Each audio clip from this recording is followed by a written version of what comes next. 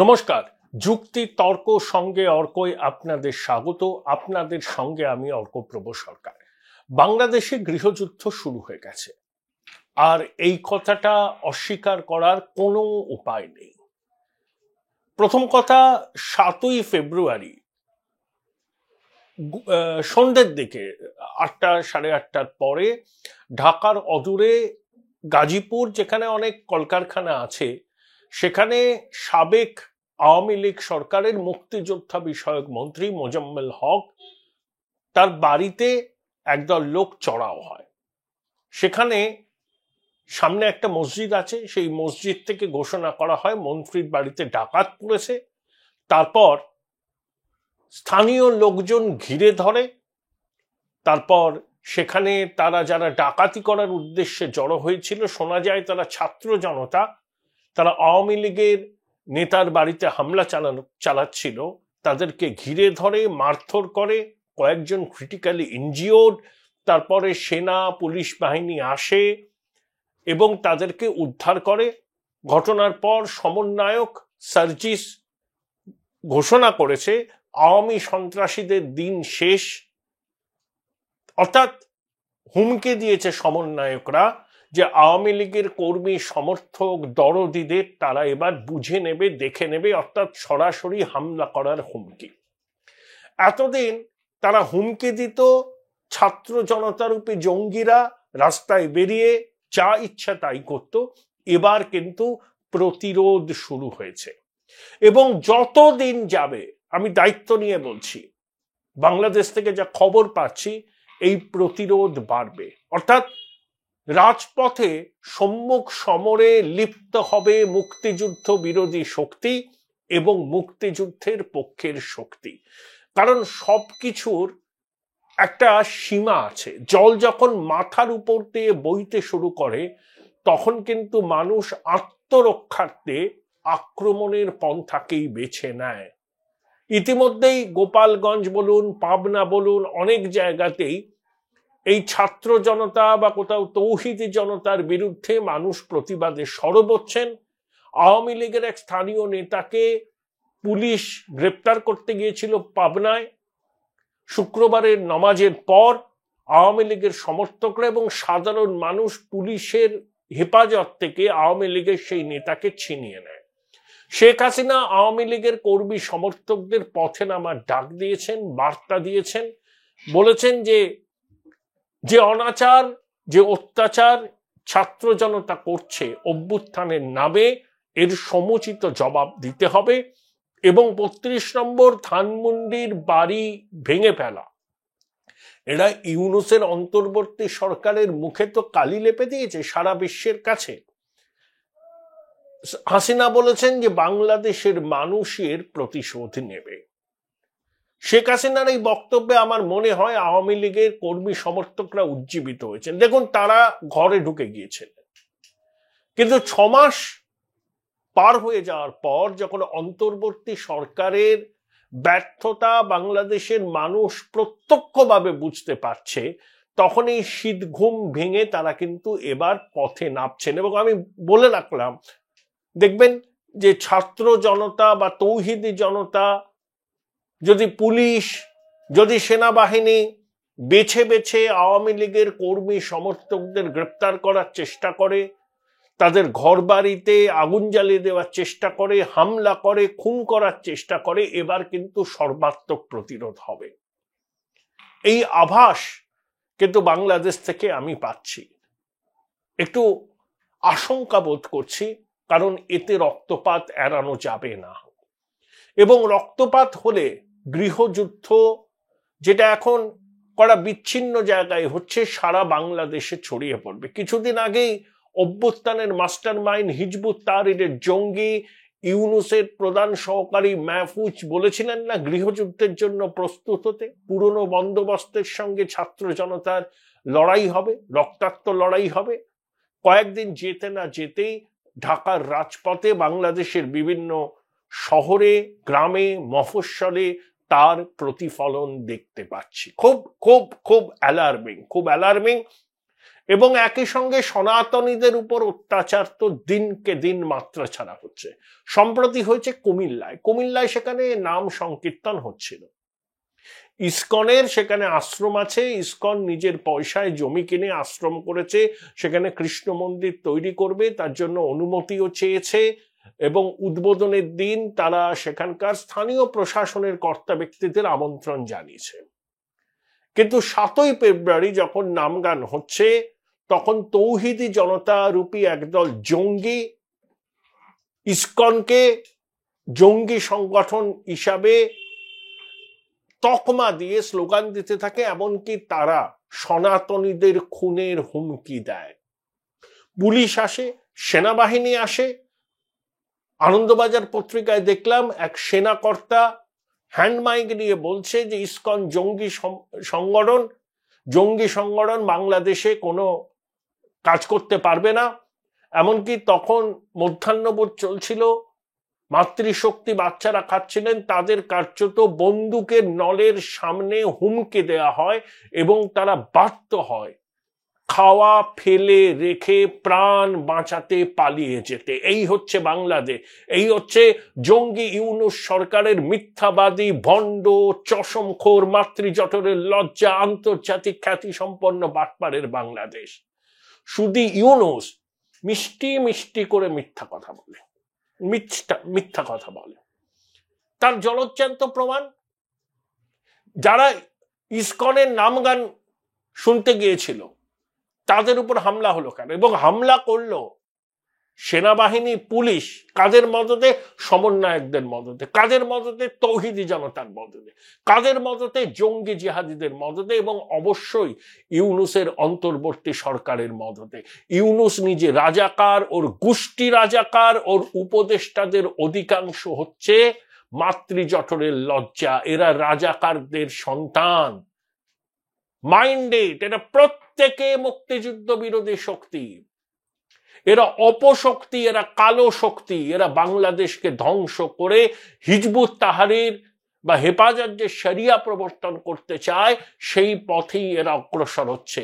এরা মুক্তমনাদের নিকেশ করবে, সনাতনীদের নিধন করবে এবং মুক্তিযুদ্ধের সমস্ত কিছুকে ভেঙে চুরে তছনছ করে দেবে। নারায়ণগঞ্জে যেখানে ভাষা আন্দোলনের উন্মেষ হয়েছিল সেরকম একটা ভবনকে ভেঙে গুড়িয়ে দেওয়া হয়েছে। কখন হচ্ছে দেখুন, আইএসআইয়ের ডিজি বাংলাদেশ সফর করলেন, আনসার আল্লাহ বাংলার প্রধান জসিমউদ্দিন রহমানির সঙ্গে রংপুরে বৈঠক করলেন। লালমনিরহাটে পরিত্যক্ত এয়ার স্ট্রিপ আছে, সেখানে পাকিস্তান যুদ্ধ বিমান মোতায়েন করবে বলে শোনা যাচ্ছে। পাকিস্তানের বিদেশ মন্ত্রী ইশাকদার আসবেন। সেই সময় 32 নম্বর ধানমন্ডি ভেঙে গুড়িয়ে দেওয়া হলো।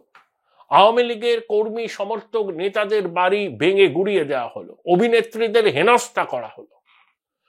আর ইউনূস বলছেন অনাকাঙ্ক্ষিত, অনভিপ্রেত শেখ হাসিনার উস্কানিমূলক মন্তব্যের জন্য এসব হচ্ছে। ভারত সরকারের কাছে তারা প্রতিবাদ জানিয়ে বলেছে যে ভারত সরকার শেখ হাসিনাকে যেন বিরত করেন। ভারত সরকার দিল্লিতে বাংলাদেশের যে রাষ্ট্রদূত আছেন তাকে ডেকে কড়া জবাব দিয়ে দিয়েছে যে শেখ হাসিনা একজন রাজনৈতিক ব্যক্তিত্ব, তিনি রাজনীতির কথা বলছেন, ভারত সরকারকে এর মধ্যে কেন জড়ানো হচ্ছে? ভারত চাল দেবে, আলু দেবে, পেঁয়াজ দেবে, কাঁচামাল দেবে, সব দেবে, হ্যাঁ, বিদ্যুৎ দেবে। অন্য দেশ থেকে বিদ্যুৎ নিতে গেলে ভারতের ভূখণ্ডকে ব্যবহার করা হবে, আর ভারতকে তুমি কাঠগড়ায় তুলবে, নিজেদের অভ্যন্তরীণ সমস্যার জন্য ভারতকে দায়ী করবে। এগুলো আর ভারত সহ্য করবে না, পরিষ্কার বলে দেওয়া হয়েছে। এবং শেখ হাসিনা তিনি একজন রাজনৈতিক ব্যক্তিত্ব, তিনি রাজনীতির কথা বলছেন, নিজে ইনফ্রাস্ট্রাকচার জোগাড় করে বলছেন, এবং তিনি তো বাংলাদেশ রাষ্ট্রবিরোধী কিছু বলছেন না, তিনি অন্তর্বর্তী সরকারের বিভিন্ন কাজকর্ম নিয়ে তার মনোভাব ব্যক্ত করছেন। অবশ্যই বলতে পারেন এবং যতবার খুশি বলবেন, দেখি কে ঠেকায়। আর শুধু ইউনূস কদিন থাকবেন আপনি? মিষ্টি মিষ্টি কথা, জাতীয় ঐক্য, ভারতের বিরুদ্ধে খুচলি করা, পাকিস্তানের কোলে উঠে বসা এই হতবীর্য বৃদ্ধ 86 বছর বয়স দেই দেই করে নাচছে জঙ্গি জেহাদিদের কোলে উঠে।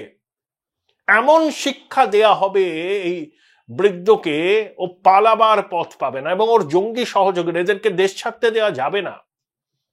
এদের বিচার কিন্তু করতেই হবে, বাংলাদেশের মানুষকে করতে হবে। এরা বাংলাদেশকে জঙ্গি রাষ্ট্রের তকমা দিয়েছে। বাংলাদেশ ছিল উন্নয়নশীল রাষ্ট্র, সেখান থেকে বাংলাদেশ আজকে হয়েছে জঙ্গি রাষ্ট্র। Join Indian Institute of Hotel Management now. Right choice, right decision.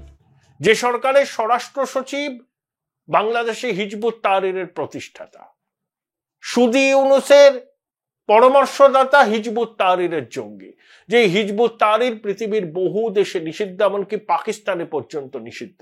শুধু ইয়েমেন, লেবানন আর ইউনাইটেড আরব এমিরেটসে হিজবুত তাহরীর স্বীকৃত, কিন্তু পৃথিবীর অন্যান্য সব দেশে হিজবুত তাহরীর নিষিদ্ধ। এবং যে পাকিস্তানের কোলে উঠে ইউনূস নাচছে, সেই পাকিস্তানেও হিজবুত তাহরীর নিষিদ্ধ। সেই হিজবুত তাহরীরের প্রতিষ্ঠাতা ইউনূসের স্বরাষ্ট্র সচিব, সেই হিজবুত তাহরীরের সক্রিয় সদস্য ইউনূসের প্রধান পরামর্শদাতা, যে মাস্টার মাইন্ড ইউনূস নিজের মুখে বলেছেন। তাহলে বুঝতে পারছেন কোন জায়গায় আমরা দাঁড়িয়ে আছি। এবং কুমিল্লার ঘটনা, ইসকনকে জঙ্গি সংগঠন বলা এক সেনাকর্তা মাইকিং করছে, তাহলে বুঝতে পারছেন কোন পর্যায়ে রাডিকালাইজেশন হয়েছে। সেনাবাহিনী হয়েছে, পুলিশে হয়েছে। এই যে মাদ্রাসা শিক্ষায় শিক্ষিত এই ছেলেগুলো, এদের মস্তিষ্ক ভর্তি ঘৃণা, এরা বিরুদ্ধ মত সহ্য করতে পারে না, এমনকি ইসলামের বিভিন্ন রীতিকেও তারা মানে না। সেই জন্য মাজার আক্রান্ত হচ্ছে, 80টা মাজার আক্রান্ত হয়েছে, বাউল আক্রান্ত হচ্ছে। আর সনাতনীদের তো পুজো পার্বণ করাই এখন খুব মুশকিল। পৈতৃক প্রাণটুকু বাঁচিয়ে তারা কোনো ক্রমে ভিটে মাটি আঁকড়ে রয়েছেন। কতদিন তারা পারবেন আমি বলতে পারছি না। এথেনিক ক্লিনজিং করতে চাইছে ইউনূস, এথেনিক ক্লিনজিং, কোনো সন্দেহ নেই। এই মিথ্যাবাদী বৃদ্ধ গুছিয়ে মিথ্যা কথা বলে, এবং ওর প্রেস সচিব, যারা রাজাকারের বাচ্চা, 5তলা বাড়িতে থাকে, 5 মহলা বাড়ি, এদের পরিণতি কি হবে কিছুদিন বাদে? এক মাগে শীত যায়। একই রকম পরিণতির জন্য এদের অপেক্ষা করতে হবে। ইতিমধ্যেই আওয়ামী লীগের কর্মী সমর্থকরা প্রতিবাদে রাস্তায় নেমেছে, এবং যত দিন যাবে আমি বলে রাখছি এই প্রতিরোধ বাড়বে এবং সরাসরি সংঘাত হবে। আমরা কোনো উস্কানি দিচ্ছি না, বাস্তব বলছি। বাংলাদেশের বিভিন্ন সমাজ মাধ্যমে এই খবর বেরোচ্ছে, এবং সেখানকার এমন কিছু মানুষ আছেন যারা সমাজ মাধ্যমে সক্রিয়, যারা আওয়ামী লীগ বিরোধী, তারাও কিন্তু এই সরকারকে একেবারে তুলোধনা করছেন, বলছেন সর্বক্ষেত্রে এই সরকার ব্যর্থ। 6 মাস কেটে গেল, এখনো সরকার কোনো ক্ষেত্রে একটা সদর্থক ভূমিকা নিতে পারছে না। নোবেল জয়ী, শান্তিতে নোবেল জয়ী ইউনূসের রাজত্বে শুধু অশান্তি আর অশান্তি। তার মধ্যে একজন উপদেষ্টা বলেছেন নাকি আওয়ামী লীগকে নিষিদ্ধ করার ব্যাপারে অন্তর্বর্তী সরকার সিরিয়াসলি চিন্তা ভাবনা করছে। বিএনপিও নাকি সম্মতি জানিয়েছেন, যদিও বিএনপির কোন নেতা এতে সম্মতি জানিয়েছেন আমি বলতে পারবো না। ঠিক আছে, আওয়ামী লীগকে আপনি নিষিদ্ধ করবেন, করুন, বাংলাদেশে নির্বাচন হবে না, সেই নির্বাচনের বৈধতা থাকবে না। তারেক জিয়া দেশে ফিরতে পারছেন না, তিনি দেশে ফিরতে চাইছেন, সেই জন্য অন্তর্বর্তী সরকার তার সঙ্গে ব্ল্যাকমেল করছে, যে অন্তর্বর্তী সরকারের মনোবাসনা আওয়ামী লীগকে নিষিদ্ধ করতে হবে, রাষ্ট্রপতিকে পদ থেকে হটাতে হবে। সেটা তারা এতদিন পারেনি, ছাত্র জনতা, এই অন্তর্বর্তী সরকার, জঙ্গিরা, বিএনপির বাধার জন্য। কিন্তু বিএনপির একটা সমস্যা আছে, এই দলটা চাঁদাবাজির সঙ্গে যুক্ত। ইকোনমিস্ট পত্রিকা বলেছে যে বিএনপি কিন্তু কোরাপ্ট দল, আর ইউনূসের শাসন, রাডিকাল ইসলামের শাসন, আর আওয়ামী লীগ উন্নয়ন করেছে বাংলাদেশের, কিন্তু গণতান্ত্রিক কাঠামোকে তারা নষ্ট করেছে। কিন্তু বিএনপি একটা প্রতিষ্ঠিত তোলাবাজদের দল বলেছে ইকোনমিস্ট। সেই তোলাবাজদের বিরুদ্ধে ইউনূস ব্যবস্থা নিতে চাইছেন, থানাওয়ারি লিস্ট তৈরি করা হচ্ছে। তাতে বিএনপি দেখেছে তো মুশকিল, তোলাবাজ স্থানীয় নেতাদের সঙ্গে না রাখলে নির্বাচনে মুশকিল হবে।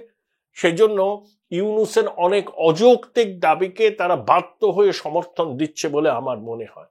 এখন ওই উপদেষ্টা বলেছেন যে বিএনপি নাকি সম্মতি দিয়েছে আওয়ামী লীগকে নিষিদ্ধ করার ব্যাপার। আমি কনফার্মেশন জানি না এটা, কিন্তু উপদেষ্টা যখন বলেছেন আমি ধরে নেব তিনি তো পদে আছেন, তিনি যখন বলেছেন দায়িত্ব নিয়ে বলেছেন। তাহলে ধরুন যদি তর্কের খাতিরে আওয়ামী লীগ নিষিদ্ধ হয়, তাহলে কি এসে যাবে? নির্বাচন তো হবে না। আওয়ামী লীগকে বাদ দিয়ে নির্বাচন হবে না, সেই নির্বাচনকে আমরা কেউ স্বীকৃতি দেব না। এই যে পাকিস্তানে কি হলো, ইমরানের দল তো নিষিদ্ধ, সব নির্দল হয়ে দাঁড়ালো, জিতলো। নির্দলদের ব্লকটাই হচ্ছে সব থেকে বড় ব্লক, এবং সেখানে পাকিস্তান মুসলিম লীগ নওয়াজ আর বেনজির ভুট্টোর দল একসঙ্গে হাত মিলিয়ে একটা জোড়াতালি সরকার করেছে, এবং তাতে সেনাবাহিনীর মদত আছে। যে কোনো নিষিদ্ধ জিনিসের প্রতি মানুষের সহজাত আকর্ষণ থাকে। আওয়ামী লীগকে নিষিদ্ধ করলে আওয়ামী লীগের জনপ্রিয়তা বাড়বে। নিষিদ্ধ করে কিছু হয় না, নির্বাচন হোক না, দেখা যাক না কার কত শক্তি। আওয়ামী লীগ স্বৈরাচারী, পতিত ফ্যাসিবাদ, পতিত স্বৈরাচারকে নাম ও নিশান বাংলাদেশে রাখবো না এসব বলছে না ছাত্ররা, জঙ্গিরা। এত ভয় কিসের? যদি আওয়ামী লীগ খুবই অত্যাচার করে থাকে, যদি শেখ হাসিনা লুটপাট করে থাকেন, মানুষের কণ্ঠরোধ করে থাকেন, এসব অভিযোগ ধরে নিলাম সত্যি, মানুষ তো শাস্তি দেবে। অবাধ নির্বাচন করুন, নির্বাচনের ফল যদি আওয়ামী লীগ ধূলিসাৎ হয়ে যায় তো হয়ে গেল। নিষিদ্ধ করে কি হবে? করতে পারবেন না, ওসব করতে পারবেন না। ততদিন ইউনূস থাকবেই না ক্ষমতায়, ওকে লাথি মেরে সরাবে দেশের লোকজন। কত বড় প্রতারক, ভণ্ড এবং আন্তর্জাতিক খ্যাতি সম্পন্ন বাটপার ইউনূস। আশা করি বাংলাদেশের মানুষ যারা ইউনূস প্রেমে ডগমগ ছিলেন, তারা এতদিনে এই বদমাইশ বুড়োর প্রকৃত চেহারাটা বুঝতে পেরেছেন। লক লক করছে জিভ, লোভ, চর্বচস্য লেজ্জবে হচ্ছে যমুনায়, আর বাংলাদেশের মানুষ ডাস্টবিনে কুকুরের সঙ্গে খাবার খুঁজে খাচ্ছে। আর পাকিস্তানের কোলে উঠে এই বৃদ্ধ নাচছে। একে যে কিভাবে বাংলাদেশের মানুষ তাড়াবে দেখতে থাকুন, এবং ইতিহাস একে আবর্জনায় নিক্ষেপ করবে। আজকে হাসিনা বিন বানিয়ে উল্লাস করছেন, কোনোদিন দেখবেন এমন জমানাও আসবে যখন পাবলিক টয়লেটে ইউনূসের ছবি থাকবে, বলা হবে যে এখানে প্রাকৃতিক কাজ করুন, এখানে জল বিয়োগ করুন। এই সমন্বয়ক, এই প্রেস সচিবের করুণ পরিণতি হবে গণতান্ত্রিক পদ্ধতিতে। সময়ের অপেক্ষা, দীর্ঘদিন লাগবে না। যা পরিস্থিতি বাংলাদেশে, একদিন ঘুম থেকে উঠে দেখবেন হয়তো বাংলাদেশে ইউনূস পালিয়ে গেছে বা আটকে পড়েছে, দেশের মানুষ যেতে দিচ্ছে না, বিমানবন্দর অবরুদ্ধ, পালাতে দিচ্ছে না। এবার আসি আমাদের দেশের কথা। দিল্লির নির্বাচনের ফলাফল প্রকাশিত হয়েছে। এই প্রতিবেদন যখন করছি তখন ঘড়িতে বাজে 1:45। ট্রেন পরিষ্কার, গেরুয়া ঝড় দিল্লিতে। 5ই ফেব্রুয়ারি যেদিনকে দিল্লিতে ভোট হলো, আমি একটা এক্সিট পোল করেছিলাম আমার মতো করে। রাজগুরু গাঙ্গুলি ভাইব্রেশনাল অ্যাস্ট্রোলজির মাধ্যমে প্রেডিক্ট করেছিলেন। তাতে আমরা বলেছিলাম বিজেপি পাবে 44টা, আপ পাবে 25টা, কংগ্রেস পাবে 1টা। দেখুন, কংগ্রেস হয়তো পাবে না, কিন্তু বিজেপি এবং আপ যখন গণনা সম্পূর্ণ হয়ে যাবে, এই প্রতিবেদন যখন আপনারা দেখবেন তখন গণনা শেষ হয়ে গেছে, পুরো ছবিটা পরিষ্কার। আমার ধারণা বিজেপি 44, 45, 46-এর আশেপাশে পাবে, আপ ওই 24, 25, 26-এর আশেপাশে পাবে, এবং দুদলের ভোটের পার্থক্য দাঁড়াবে 10% বিজেপি এবং আপের।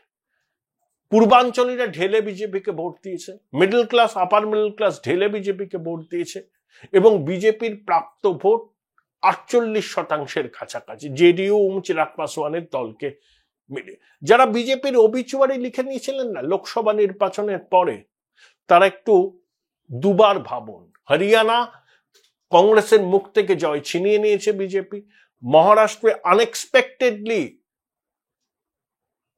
2/3 বহুমত নিয়ে এনডিএ ক্ষমতায় এসছে, এবং দিল্লিতে প্রায় 3 দশক বাদে পদ্ম ফুল ফুটছে। ভারতীয় রাজনীতি এখন একটা নতুন পথে যাত্রা শুরু করেছে। রাজগুরু গাঙ্গুলির সঙ্গে যদি আপনারা কথা বলতে চান, ফোন করতে পারেন 9830916372 এই নাম্বার।